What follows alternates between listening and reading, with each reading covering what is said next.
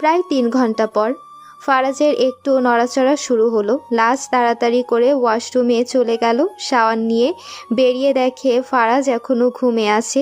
তাই সে চুল মুছতে মুছতে বেডের কাছে গেল। তারপর চুলের পানি একটা ফোঁটা দিয়ে দিল ফারাজের কানের ভেতর। ফারাজ থর করে কেঁপে ঘুম থেকে উঠে গেল। লাজের দিকে তাকিয়ে দেখে লাজ গোসল করে এসেছে আর সে লজ্জামাখা হাসি দিচ্ছে। ফারাজ জিজ্ঞেস করল, কি হয়েছে? এভাবে লজ্জা পাচ্ছ কেন? যা করেছো তাতে কি লজ্জা পাওয়া স্বাভাবিক না? ও তাই বুঝি। ফারাজ টান দিয়ে লাজকে বেডে শুয়ে দেয়। তারপর জড়িয়ে ধরে বলে, তাহলে আমার লজ্জা বেবির লাজ ভাঙাতে আরেকবার করা দরকার। না না, আর না। ফারাজের কথা শুনে ভয়ে লাজের কলিজা শুকিয়ে গিয়েছিল।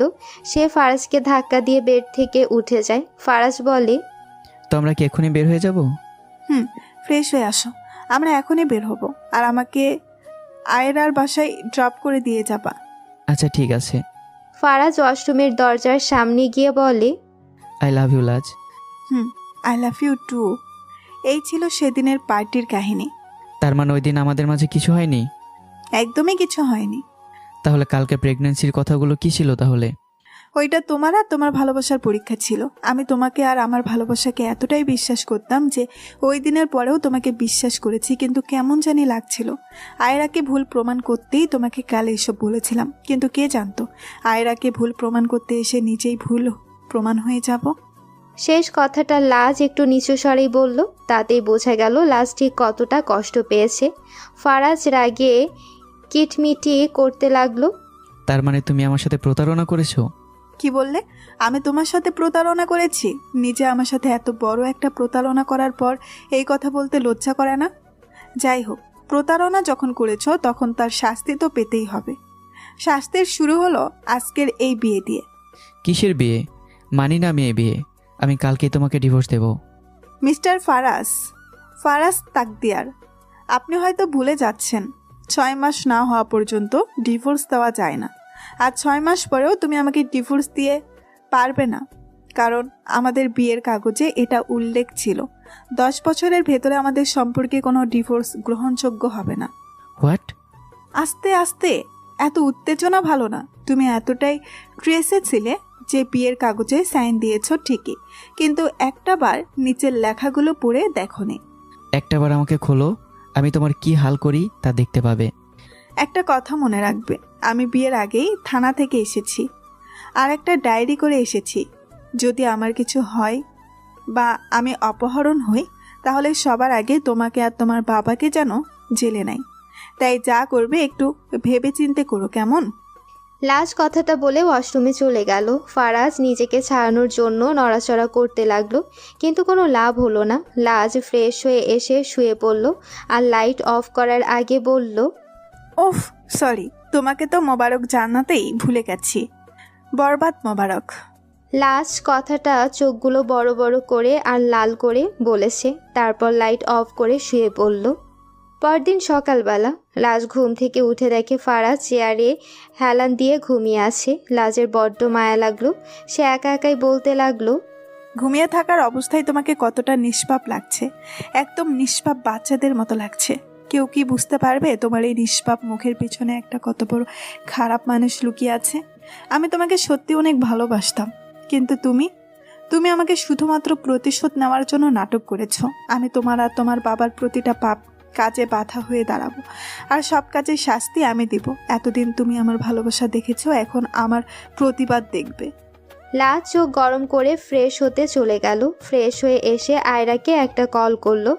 আয়রা ফোন ধরেই বলল, তুই ঠিক আছিস তো? তুই কি সারা রাত আমার টেনশনে ঘুমাসনি? বাজে কথা রেখে বল, কি করলো ও তোকে? ও কি করবে আমাকে? আমি তাকে চেয়ারে বেঁধে রেখেছি সারা রাত। কি? ও কিছু করতে চায়নি?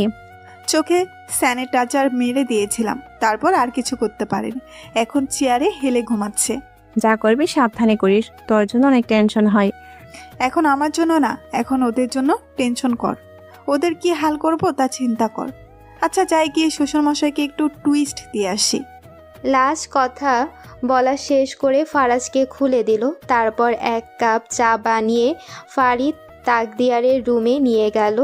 রুমের বাহির থেকে ডাকতে ডাকতে রুমের ভেতর গেল। শ্বশুরমশাই, শ্বশুরমশাই। কি হলোটা কি? এভাবে চিল্লাচ্ছ কেন? আসলে আপনার জন্য চা বানিয়ে এনেছিলাম। আমি সাত সকালে চা খাই না, নিয়ে যাও। খেতে তো আপনাকে হবেই, আমি নিজের হাতে বানিয়েছি, দেখেন কত টেস্ট। চায়ের কাপটা ওনার সামনে ধরে নিজের দাঁতগুলো মেলে দিল। ফারিদ তাকদিয়ার চায়ের কাপটা নিয়ে চুমুক দিতে থুথু করতে লাগলো। লাজ নিজের মুখ চেপে হাসছে। ফারিদ তাকদিয়ার রেগে বলল, এটা চা বানিয়েছ নাকি লবণের সমুদ্র? আপনি ভাবলেন কি করে আমি আপনার জন্য এই সাত সকালে মিষ্টি করে চা বানিয়ে আনবো? সেটাই তো, তোমার সাথে দেখা হওয়ার পর থেকে তুমি আমার জন্য ভালো কিছু করেছ। দেখ, সকালে মুখের স্বাদটাই নষ্ট করে দিল। এখন তো শুধু মুখের স্বাদ নষ্ট করেছি, আস্তে আস্তে আপনার জীবনের স্বাদটাও নষ্ট করে দিব।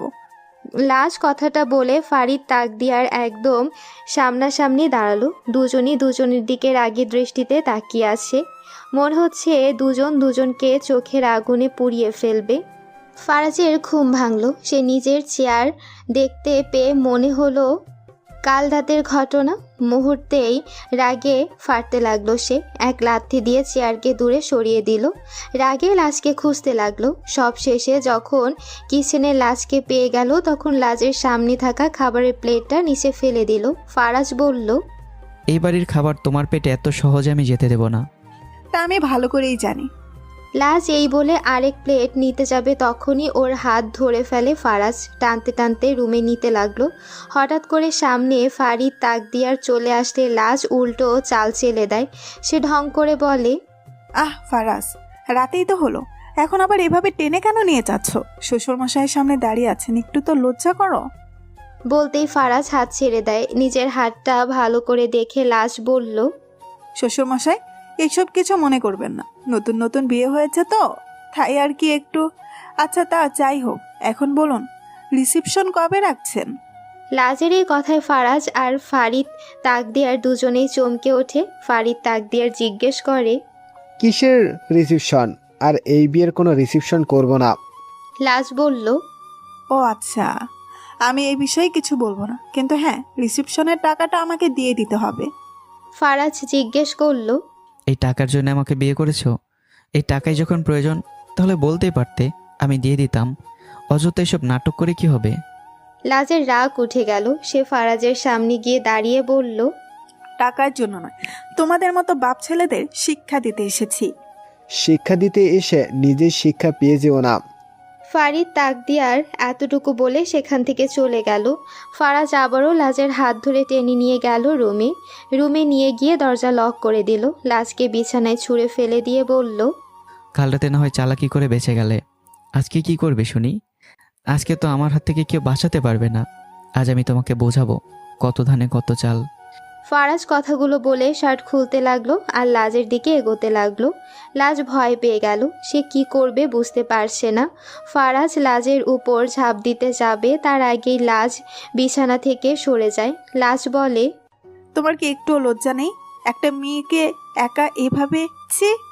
সে আমার বিয়ে করাবো, আমার যা ইচ্ছে হবে আমি তাই করতে পারি ওর সাথে। ও আচ্ছা, তাহলে বোঝা গেল তোমার যদি বোন থাকতো তাহলে তার হাজবেন্ড ওর সাথে জোর করে এইসব করলে ভালো হতো। তোমার মা বেঁচে থাকলে তোমার মার সাথে এইসব হলে ভালো হতো। Just shut up. নিজের পরিবারের কথা উঠলে চুপ করতে বলবে, আর আমার সাথে হলে ঠিক কি বলবো তোমাকে? হয়তো তোমার মা ছোটবেলায় ঠিক মতে শিক্ষা দিতে পারেনি, যার ফলে আজকে তোমার এই অবস্থা। একটা অমানুষ হয়েছো তুমি, শুধুমাত্র তোমার মায়ের জন্য। তোমার মা যদি। লাজ আর কিছু বলার আগেই ফারাজ দেয়ালে ঘুষি মারে। লাজ অবাক হয়ে যায় এমন কাণ্ড দেখে। ফারাজের চোখ লাল হয়ে আছে, হাত থেকে রক্ত পড়ছে। লাজ ফারাজের দিকে এগোতে নিবে তার আগেই ফারাজ হাত সামনে ইশারা করে না করে। তোমার যা বলার আমাকে বলবে, কিন্তু আমার মায়ের নামে কোনো একটাও কথা বলবে না। ফারাজ শুধু এতটুকু বলেই রুম থেকে বেরিয়ে গেল। লাজ কিছু বুঝতে পারলো না এত রেগে যাওয়ার কারণ কি। শুধুমাত্র মাকে টানার জন্য নাকি এর পেছনেও কোনো না কোনো কাহিনী লুকিয়ে আছে। লাজ রেডি হয়ে বের হতে যাবে তখনই পেছন থেকে ফারাজ বলে, এই বাড়ির বউ বিয়ের পর 1 সপ্তাহ পর্যন্ত বাড়ির বাইরে যায় না, এটা এই বাড়ির নিয়ম। লাজ পেছন ফিরে বলে, আমি কেন মানতে যাব এই বাড়ির নিয়ম? আমি তো এই বাড়িতে সংসার করতে আসিনি, এসেছি এই বাড়িতে তোমাদের মান সম্মান নিয়ে ফুটবল খেলতে। আর এখন থেকে আমি ওইসব করব যেগুলো তোমার বাড়ির নিয়মের একদম বাহিরে। আশা করি আমাকে আটকাতে আসবে না, কারণ ভালো করেই জানো আটকাতে আসলেও কোনো লাভ হবে না। লাজ চুলগুলো ফারাজের মুখের সামনে ঘুরিয়ে বেরিয়ে আসলো। নিজের বাসায় এসে কলিং বেল চাপার কিছুক্ষণ পর তার মা এসে দরজা খুলে দেয়। লাজকে দেখতে পেয়ে উনি মুখের উপর দরজা বন্ধ করে দেয়। লাজ দরজা নক করে বলতে লাগলো, মা প্লিজ দরজা খোলো, তোমাদের আমার কিছু বলার আছে। দরজার ওপর থেকে মা বলল, খবরদার, তোর ওই মুখ দিয়ে আমাকে মা ডাকবি না। তোর মা তখন মরে গেছে যখন তুই একা বিয়ে করছিস। তোর বাবা মা দুজনেই মরে গেছে। আমরা কেউই তোর মুখ দেখতে চাই না। মা এইভাবে বলো না, আমাকে আগে সবটা বলতে দাও। সবটা শোনার পর তোমরাও বুঝতে পারবে আমি কেন এসব করেছি। প্লিজ মা, হ্যাঁ একটা বার দরজা খোলো। তোর কোনো কথাই শুনতে চাই না। যদি তুই না যাস তাহলে আমি আর তোর বাপ গলায় দড়ি দেব। এই কথা শোনার পর লাজ এক পা পিছিয়ে গেল। চোখের মাঝে জমা পানি টপ করে পড়ে গেল। সে বলল, না মা, আমি চলে যাচ্ছি, এই মুখ আর দেখতে হবে না। লাজ কান্না করতে করতে চলে গেল। দরজার ওপারে লাজের মাও কান্না করতে লাগলো। লাজ সারাটা রাস্তা কান্না করে এসেছে।